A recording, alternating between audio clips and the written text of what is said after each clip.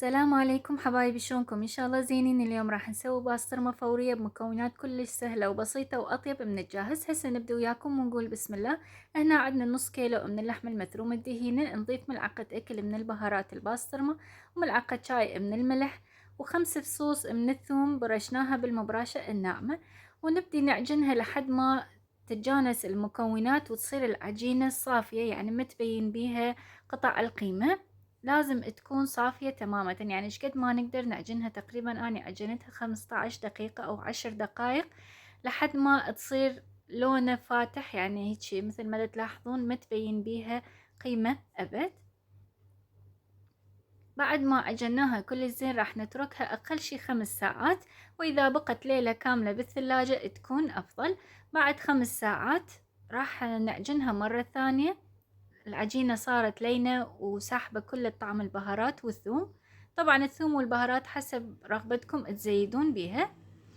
هسه عجناها كل زين، مثل ما تلاحظون تغير لونه، صارت لونه على رصاصي. راح نكورها وننطي له شكل الكباب العروق، بس ايش قد ما نقدر نخففها، لان لما نخليها بالطاوة راح تلتم وتثخن. فعلى مود هذا لازم نسويها حيل خفيفة، او تريدون تخلوها بالاكياس مثل الرولة ونخلوها بالمجمدة، وقت الحاجة تقطعوها خفيفة وتقلوها. بس هاي الطريقة تكون اسرع، لان ذاك لازم تموع شوية وبعدين تقصقصوها. راح نكمل كل الكمية بنفس الطريقة، مثل ما قلنا نسويها حيل خفيفة. ما شاء الله من نص كيلو لحم مثروم طلعت ويانا كمية وفيرة من الباسطرمة. بعد ما نكمل كل الكمية راح نغطيها بنايلون حتى ما تصير ريحة بالمجمدة. نخليها بالمجمدة لحد ما تجمد بالكامل. طبعا أنا خليت جواها وفوقها هم نايلون حتى لما نطلعها تطلع بكل سهولة.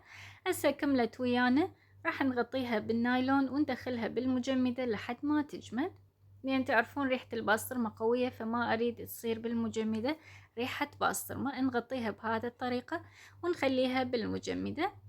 بعد ما تجمد مثل ما تلاحظون تطلع بكل سهولة، لأن خلينا جواها نايلون. هسه راح نطلعها كلها ونخليها بالأكياس ونضمها بالمجمدة وقت الحاجة نستعملها. شكلها صارت مثل الشبس حيل خفيفة، بس لما نقليها راح تلتم العجينة وتاخذ شكلها، ما تبقى هيجي خفيفة. راح نخليها بالأكياس ونسدها كل زين ونخليها بكيس ثاني حتى ما تطلع ريحته بالمجمدة. نحتفظ بيها بالمجمدة وقت الحاجة نطلع منه. قبل ما نقليها نطلعها برا لحد ما تموع. نجيب طاوة ونخلي بيها كمية زينة من الزيت، لأن اللحم مالتنا هم دهينة. راح نخلي بيها الباسطرمة. هسه راح تلاحظون شلون تكش القيمة وتصغر حجمها. راح نخلي وجبة وجبة. هسه صغرت، كل ما تصغر فد 2 3 نخلي الباقية. بالبداية 4 كفة الطاوة، بس شوفوها هسه ما شاء الله ايش قد راح اخلي، لان تكش. انا ليش قلت خففوها زايد؟ لان راح تكش القيمة وتصير حيل ثخينة بعد ما تستوي. بس لما نسويها حيل خفيفة، لما نخليها بالطاوة تستوي اسرع.